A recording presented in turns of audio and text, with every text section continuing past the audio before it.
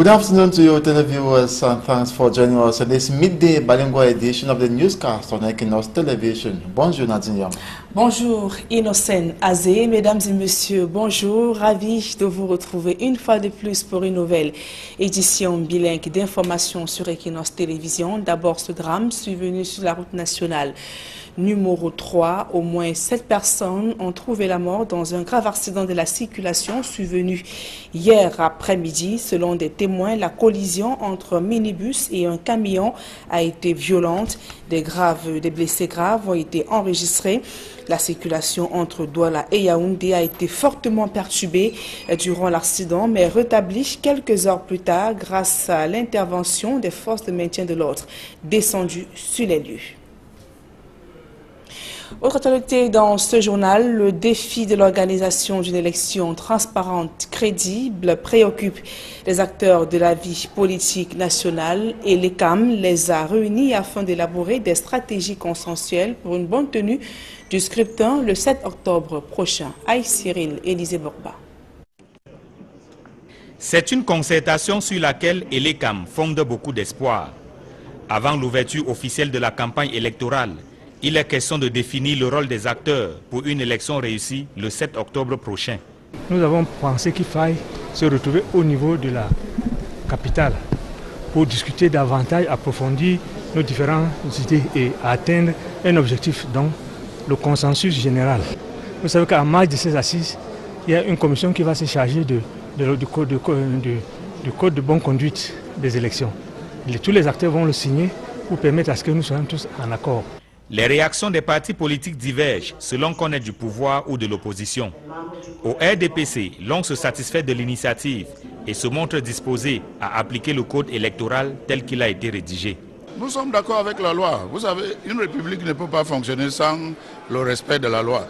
Dans une démocratie, surtout dans le cadre républicain, on peut toujours changer cette loi. Mais tant que la loi n'est pas changée de manière républicaine et démocratique, on respecte la loi. Donc pour nous, l'ECAM joue son rôle conformément à la loi et nous respectons ça et nous sommes à l'aise avec ce rôle-là. L'opposition pour sa part soutient que le code électoral reste et demeure perfectible au Cameroun. Entre autres griefs soulevés, le rôle trouble de l'administration territoriale dans le processus électoral.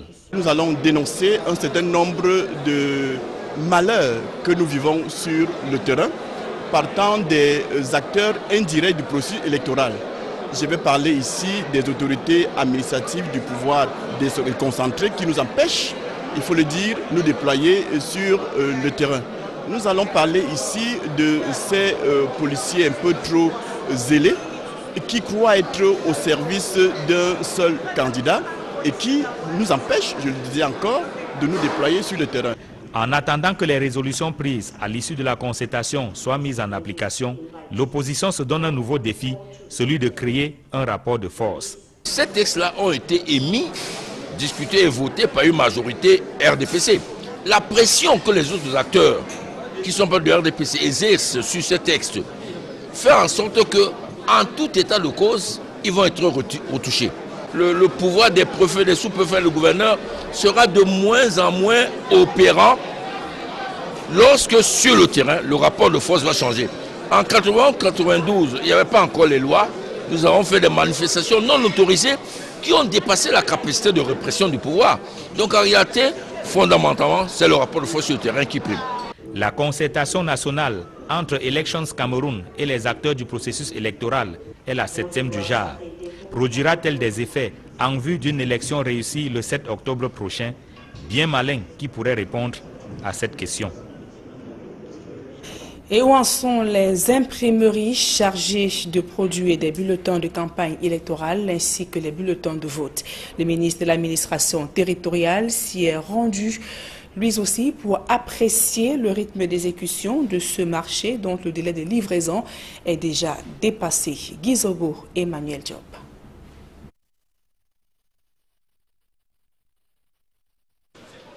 90 millions de bulletins de vote déjà imprimés par la Société de presse et d'édition du Cameroun Sopecam, 8 500 000 petites enveloppes, 20 000 exemplaires du manuel juridique sur l'élection présidentielle, également apprêtés, cette fois-là par l'imprimerie nationale du Cameroun.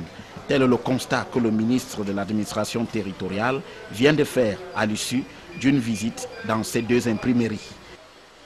Globalement, les deux imprimeries ont fait preuve de beaucoup de professionnalisme et c'est le lieu de féliciter le directeur, le PCA, les employés qui se sont... Je crois qu'ils n'ont pas eu de sommeil parce que pour faire ce travail, ils ont dû se déployer, n'est-ce pas, 24 heures sur 24. À la SOPECAM, le ministre de l'administration territoriale a pu suivre le processus de fabrication du matériel électoral de bout en bout. J'ai trouvé la SOPECAM, le directeur général et son équipe, les gens qui sont extrêmement professionnels.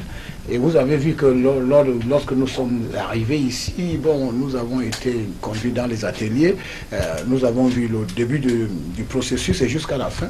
Tout le matériel, les bulletins de vote ont été déjà emballés, prêts à être acheminés. Idem à l'imprimerie nationale où il a mesuré le travail déjà effectué. Imprimer 8 500 000 enveloppes en moins d'un mois.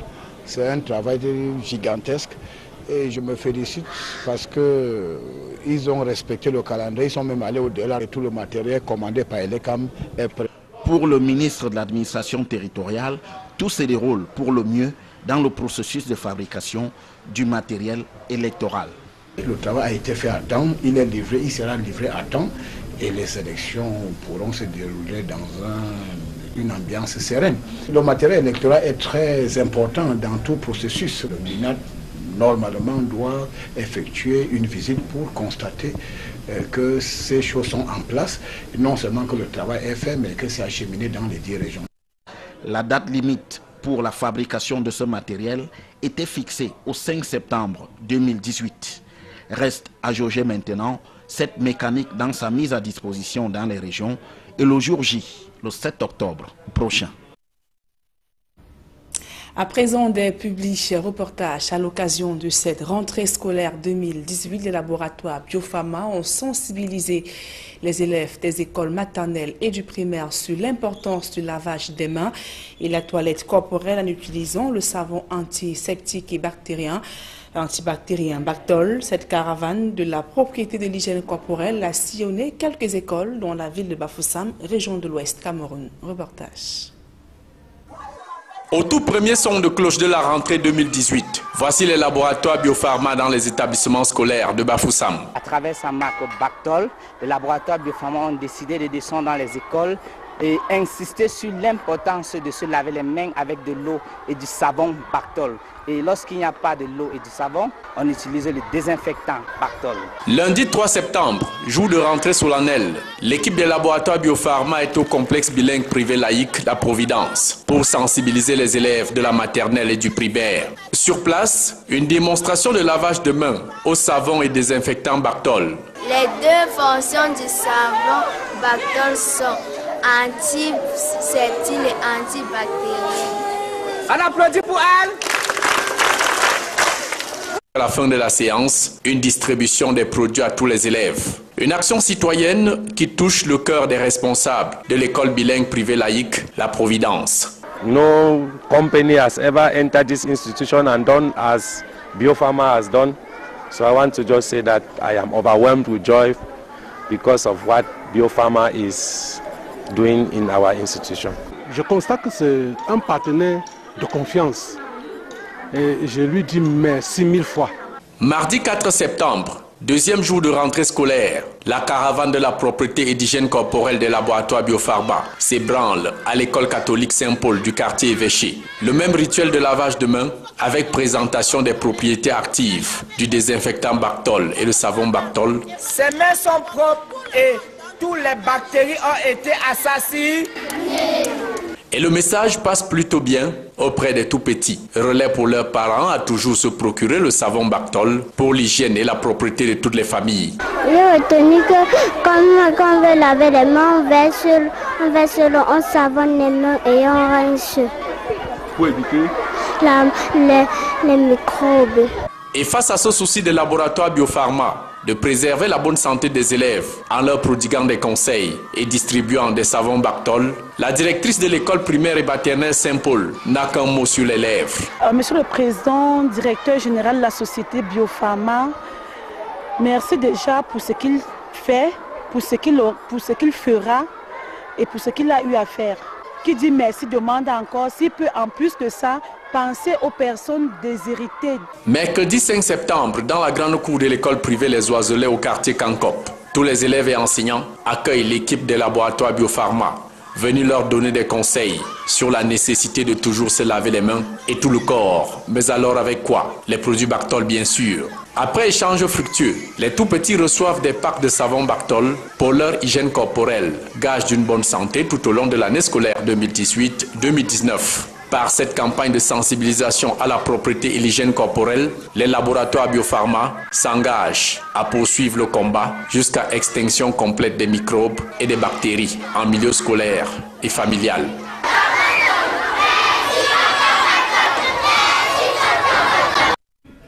Faire acquérir aux élèves de solides compétences qui leur seront profitables dans la vie grâce à une équipe d'enseignants chevronnés, c'est l'objectif de l'école bilingue Christ the King Bilingual Nursery and Primary School située à Makelele. Reportage.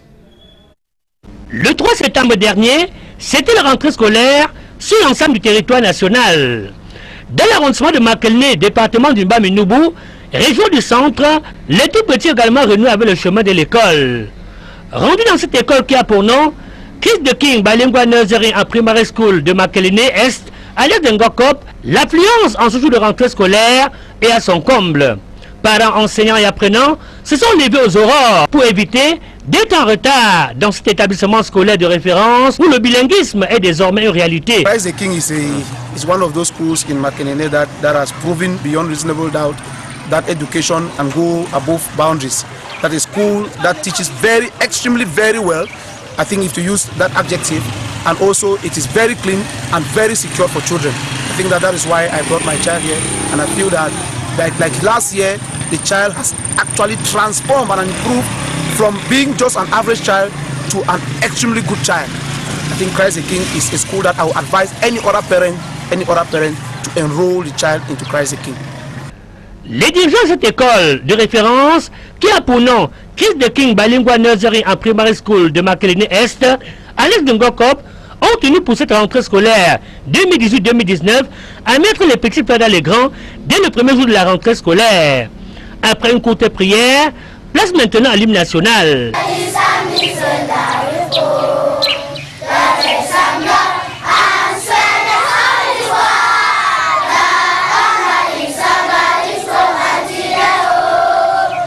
Dans cette école, l'enseignement bilingue commence à la maternelle dès le cycle 1 et se poursuit à l'école élémentaire. Le but, c'est qu'à l'issue de la scolarité, les élèves soient complètement bilingues et qu'ils aient acquis de solides compétences multilingues qui leur seront profitables à vie. D'où l'adhésion de nombreux parents. Et en 2 ans seulement, nous avons vu des progrès que cette école est en train de faire. Et nous comprenons que une école n'est jamais de trop quelque part, parce que l'école apporte toujours quelque chose de bon. Pour exploiter au mieux les opportunités qui s'offront à eux, les dirigeants de cette école s'efforcent chaque jour à développer chez les élèves une confiance en chacun d'eux qui leur permettrait d'acquérir la capacité de juger par eux-mêmes et de développer surtout des raisonnements constructifs sur le monde qui les entoure. I've been working with children, and since I came to this school, we have worked with the children. And things are moving on well, and we hope this year will be better than the other years. Un personnel enseignant fort pour des sociétés durables est le slogan que semble désormais se donner Christ the King Bilingual Nursery and Primary School de Makelele Est à l'est de Ngokop.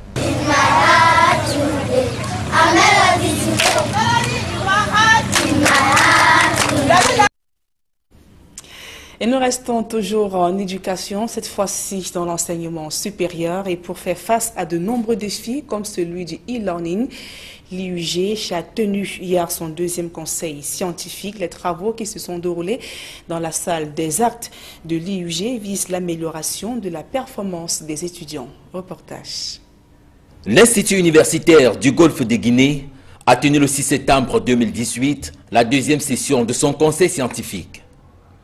Réunis autour de son président, le professeur Henri Amvam-Zolo, les travaux des 30 membres qui constituent le dit conseil visent l'amélioration des conditions de performance des étudiants, leur professionnalisation qui passe par l'utilisation du digital dans la formation avec la mise en place de l'enseignement à distance. À partir de 2018-2019, va être complètement révolutionné.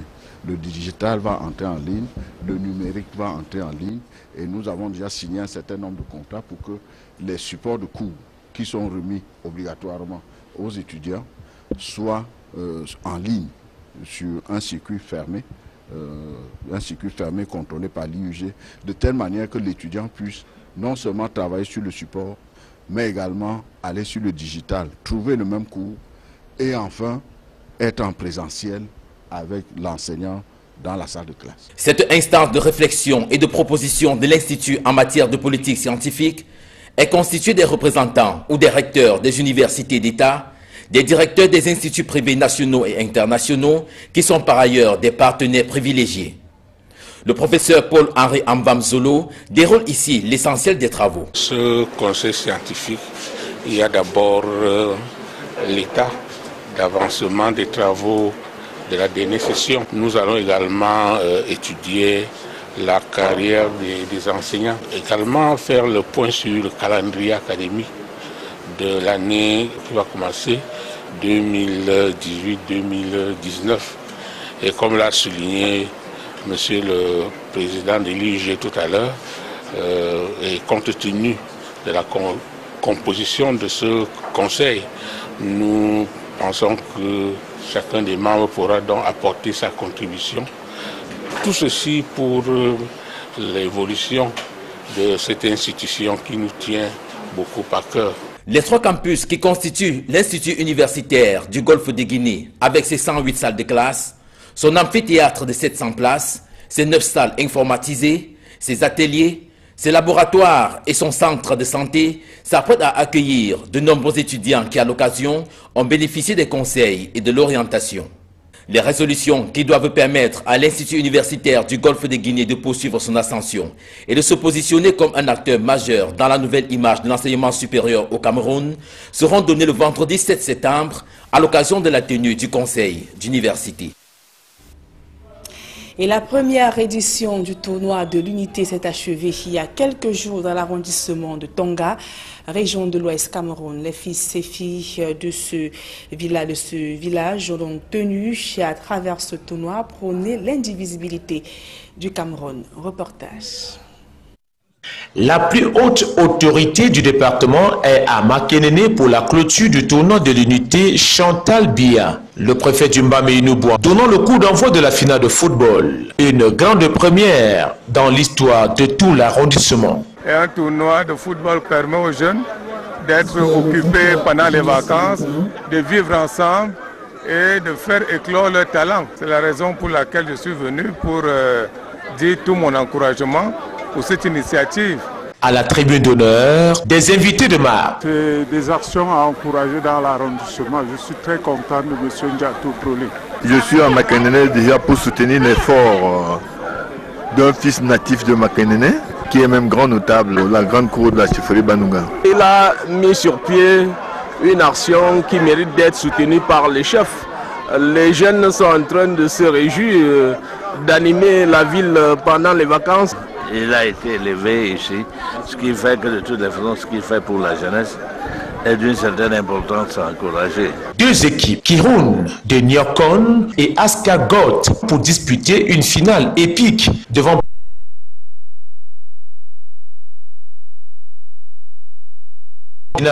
achevé sur un score vierge à la fin du temps réglementaire. Les invités et le public ont les yeux rivés sur la séance fatidique de pénalty. Le champion Kiroun de Nyokon, manquant ses 2 premiers tirs, Askagot enlève le trophée 2018 de la Coupe du tournoi de l'unité Chantal Biya. Je suis vraiment ému par cette attraction que tous mes joueurs me donnent aujourd'hui. Sur un podium de Champions League européenne, déporté au stade municipal de Makenene, Askagot Vainqueur et vice-champion reçoit un trophée et une enveloppe cumulée de 375 000 francs CFA. Kiroun de Nyokon, champion et malheureux finaliste, 475 000. On n'a pas démérité, vous savez, les tirs au but, c'est parfois c'est la chance. Hein. L'essentiel, c'est que ça s'est bien passé dans de très bonnes conditions. Espérons que l'année prochaine, on va faire mieux que ce qu'on a fait cette année. Équipe Fair Play, 50 000. Meilleur buteur et meilleur joueur, 25 000 francs CFA chacun. 100 000 francs pour les arbitres et 50 000 au sifflet d'or, plus 25 000 de primes de participation à chaque équipe, soit 1 300 000 francs CFA en espèces offerts par le promoteur. Du jamais vu et entendu dans l'histoire sportive de Makenene. Comme disait le président Kennedy, avant de demander ce que la nation a fait pour toi, qu'est-ce que tu as fait, aura fait pour ta nation. Donc je m'inscris dans ce sens-là, à apporter ma petite pierre à la construction du développement. Pour Jean Desco Nunke, président du comité d'organisation, tout ému de la réussite du travail abattu par son équipe, le tournoi de l'unité 2018 Chantal Biya restera une fête ordinaire pour des moments de joie extraordinaires. À présent, la deuxième partie de ce journal en langue anglaise avec vous, Innocent Nazi. Exactly, Nadine. Once more, good afternoon to you, televiewers. We begin with these notes to say information streaming in from Bamenda, chief town of the Northwest region, say scores of women making up the Northwest and Southwest Women Task Force are protesting against continuous killings, kidnapping of their loved ones, and in a nutshell, condemning violence in the two English-speaking regions of Cameroon. They are carrying peace plans demanding the need for peace to return in the two English-speaking regions of Cameroon and Cameroon in January. It should be noted that this is happening few weeks after similar events took place in Boya Southwest region. The women had said the move is not politically motivated. On to something else, another road accident along the National Road number 3 linking Douala and Yaoundé has claimed at least 7 lives according to eyewitnesses, and several others severely injured. The casualties were conveyed to a hospital by security elements that arrived at the scene to take stock of the incident. Circulation was paralyzed throughout yesterday afternoon. The accident involved a mini transport bus and a trailer transporting a UN-marked container. Both vehicles had a head-on collision as they were coming from different directions. And today marks the end of week 1 of back to school. It should be noted that the kick-off is still timid in the two English-speaking regions of Cameroon. A case in point, the Southwest region, where our reporter Derek Jotto, trailing Governor Bernardo Calabilai, says very few pupils and students showed up. Details with him. It is with tight security, the element combat ready, that the Southwest Governor Mr. Bernardo Calabilai descended downtown Boya to visit some schools, day 2 of the 2018-2019 academic year. The first day, Monday, September 3, witnessed a wild sitting strike and nobody was on any campus. But today the story is different. Some students have come to school and the admission list in some institutions have been published. From Government High School Boya, Presbyterian Secondary School Boya Town, Government Bilingual Grammar School Moliko Boya, to Government Technical High School Boya, not leaving out the Lone Government Primary School visited. Governor Bernard Calabilai had a one-on-one discussion with the school heads and also noted that the resumption has taken off but very timid. He will even ask some students why their schoolmates have not come to school. Some benches are still empty. Where are your friends? Huh? Where? Tell them to come now.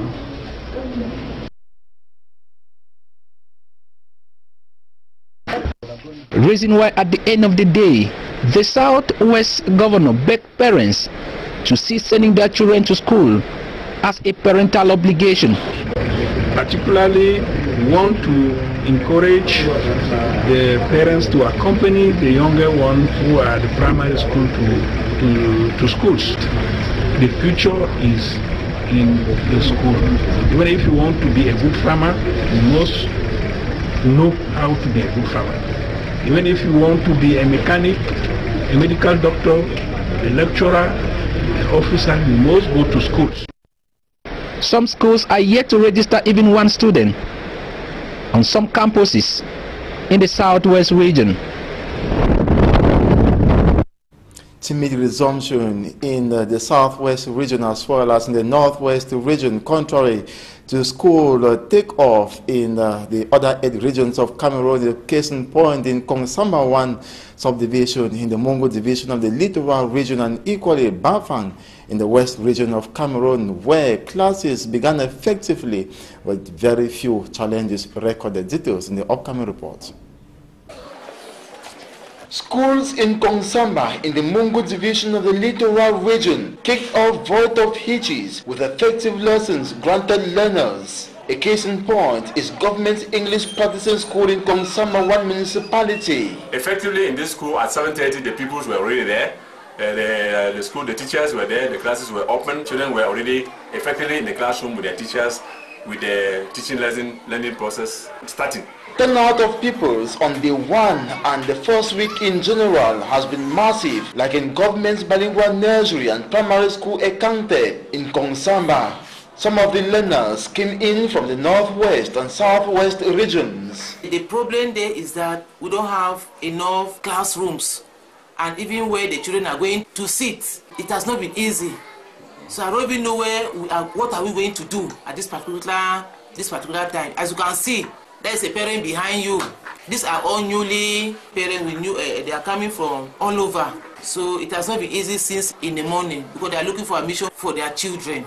There are some children that they are coming from southwest and northwest. They are here. Resumption was not all that smooth in government English practicing school in Kongsamba. We took time to give back the desk that we borrowed from Group 2 for the official examination, first school Living Certificate 2018. So that took us wasted some time. So by 9 o'clock we had ended all that. Parents are still coming to have their book list and to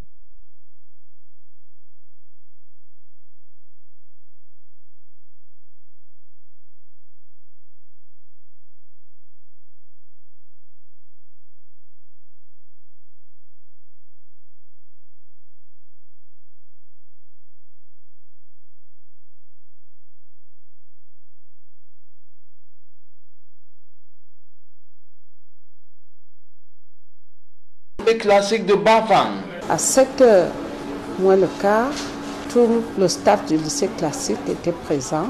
Students, according to school authorities, who violated the dressing code were sent away. Parce que le premier jour, discipline, she says, must prevail on day 1 of school resumption. Discipline. Classes began effectively. Nous avons pris le projet pédagogique. The lone problem was to direct parents on the procedures to register their children. At Lycée Technique de Bafang, some students studied while standing due to limited seats to contain the exploding number of students present. In all, resumption was massive and classes effective in all the schools we visited in Bafang and Kongsamba. And that's the end of this midday bilingual newscast on Equinox Television. Thanks for watching. Do join us at 4 p.m.